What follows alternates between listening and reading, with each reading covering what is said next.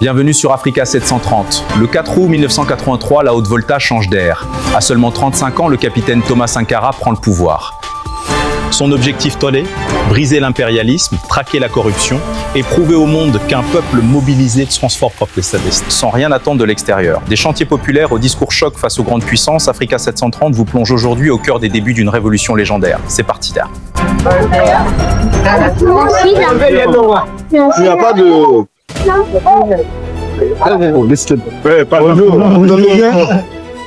Thomas Sankara, capitaine de 35 ans. Président de la Haute-Volta, il a pris le pouvoir par un coup d'État le 4 août 1983.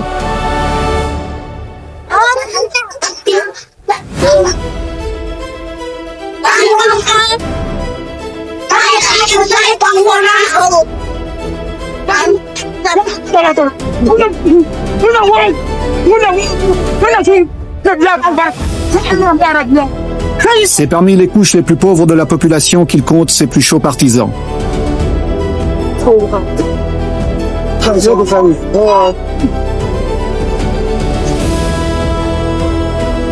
Malgré son jeune âge, son engagement politique n'est pas récent. En 1980, il est secrétaire d'État à l'information sous l'avant-dernier régime avant de démissionner.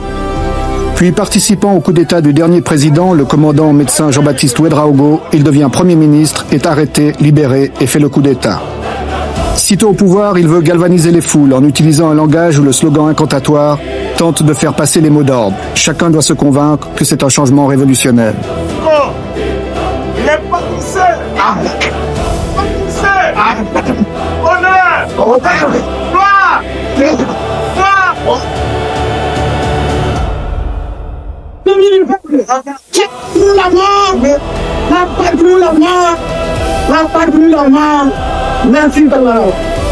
À Pau, les gens sont venus très nombreux pour lui apporter leur soutien.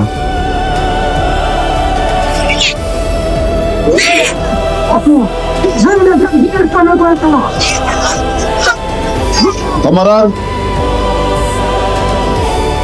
il faut enterrer tous les ennemis du peuple. Il faut enterrer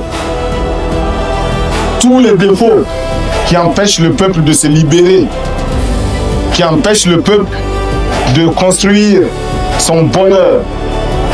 Si depuis 20 ans, chaque week-end, les femmes puisaient de l'eau comme elles le font, il y a longtemps que nous aurions rempli 20 barrages à Pau.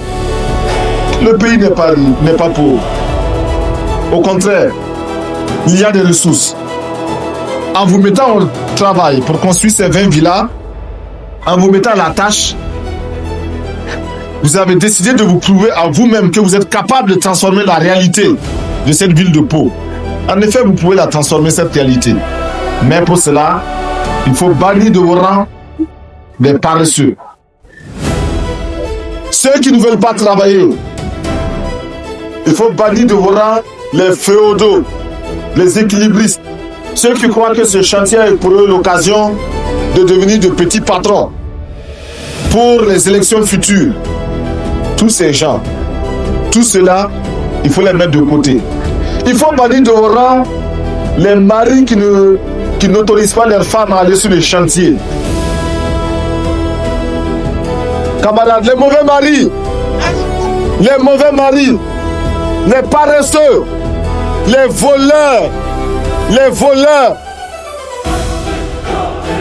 les maris réactionnaires, les petits patrons, les grands patrons, Abba. Les détourneurs de fonds, Abba. Les voleurs, Abba. Totenga yinga, Tonsakaku, totenga yinga, Tonsakaku, Tonsakaku, totenga yinga, totenga yinga. Vive la révolution! Vive le capitaine Thomas Sankara! On ne peut pas se développer sans mobilisation. Nous ne pouvons pas nous développer si le peuple lui-même ne prend pas son destin en main. C'est le peuple qui doit construire le pays. Ce n'est personne d'autre. C'est 20 villas aujourd'hui. Demain, ça sera 20 écoles. Ça sera 20 dispensaires. Ça sera 20 maternités. Et chaque année, ce sera comme ça. Camarades, l'impérialisme, le colonialisme, le non-colonialisme, le pantoufisme, les voleurs, les paresseux, les détourneurs, les magouilleurs. Chaque province doit construire en effet 20 maisons pour les fonctionnaires d'ici le 4 août, les loyers étant ensuite utilisés pour les biens d'équipement. Les briques sont faites par la population avec du banco et très peu de ciment. L'État, lui, fournit le matériel. Et quoi dire au client pour passer? Afin d'entretenir le moral de ceux qui travaillent, le capitaine Sankara multiplie les visites de ses chantiers en mettant chaque fois la main à la pâte.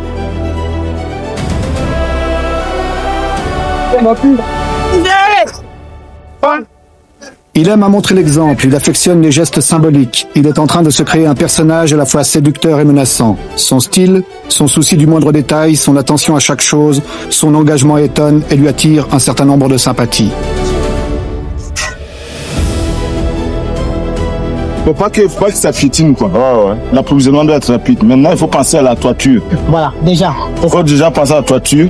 Vaut mieux qu'ils aient leurs matériaux ici. Bon, n'oubliez pas de créer beaucoup d'espaces verts.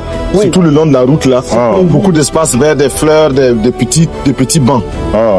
Si vous voulez du ciment, faites des petits bancs en béton, là. Des bancs publics.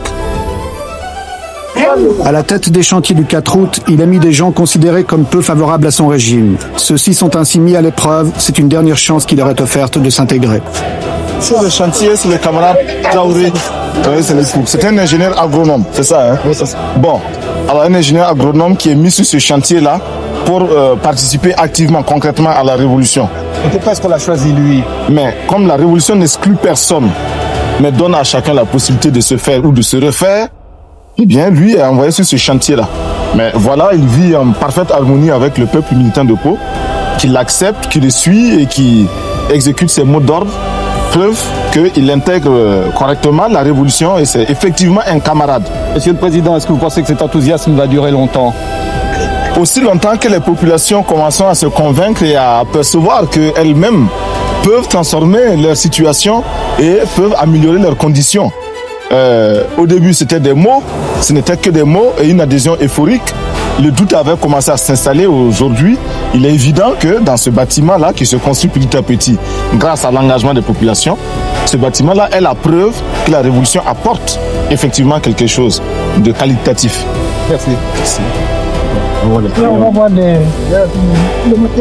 Pour surveiller et encadrer le chantier, un commissaire politique a été nommé. Il peut s'appuyer sur les CDR, Comité pour la défense de la Révolution, formés surtout de jeunes très actifs. Dès son accession au pouvoir, le capitaine Sankara a effrayé certains milieux qui le considèrent comme étant l'homme de Kadhafi, l'homme de la Libye. L'homme de la Libye, peut-être que la Libye a des hommes. En tout cas, il n'en a pas ici. Et en tout cas, ce n'est pas moi. Je suis au contraire un voltaïque qui connaît ses réalités, la misère de son peuple et qui voit aussi comment ailleurs d'autres ont eu le courage de prendre les responsabilités. Nous n'avons pas honte de dire que nous traitons avec Kadhafi, nous n'avons pas honte de dire qu'à certains moments il nous a aidés à notre demande et quand certaines de ces aides ne nous convenaient pas, nous le lui avons dit. Mais de là à dire que nous sommes influencés par Kadhafi, c'est absolument faux. Absolument faux parce que nous ne faisons pas ici ce que fait la Libye. D'abord, notre volcan n'est pas la Libye. Ensuite, moi, je ne suis pas Kadhafi. Les voltaïques ne sont pas libyens. Cela est très important. Nos positions n'ont pas toujours plu. Mais nous voilà nous connaissons un dilemme. Soit taire nos positions que nous considérons comme vraies, donc taire la vérité. La vérité, c'est ce que chacun de nous a sa vérité. Bien sûr, nous n'avons pas la vérité absolue. Donc, consciemment mentir pour bénéficier des grâces de ceux qui peuvent nous aider ou de nos partenaires qui sont délicats et puissants. Ou alors leur dire la vérité dans la conviction, dans l'intime conviction que nous rendons service à notre peuple et à tout autre peuple. Aux Nations Unies, nous sommes membres du Conseil de sécurité des Nations Unies. Nous recevons aujourd'hui des pressions multiples, multiformes pour orienter nos votes, pour orienter nos prises de position aux Nations Unies. Pouvons-nous nous taire lorsque l'on agresse un pays parce qu'il est petit? Pouvons-nous nous taire lorsque l'on envahit un autre pays? Nous estimons que si nous sommes aux Nations Unies et au Conseil de sécurité, et si nous n'y sommes pas simplement pour compléter les effectifs et pour la foire nous devons avoir le courage de dire au nom des peuples qui nous ont fait confiance, car il s'agit de vote, et la Haute-Volta a eu plus de 104 pays qui l'ont élu. Nous devons représenter leurs intérêts. Et en particulier, ces pays non alignés qui ont massivement voté pour la Haute-Volta, nous devons quotidiennement, constamment, courageusement défendre les intérêts des non alignés d'une manière particulière, mais d'une manière générale de tous les peuples qui s'indignent.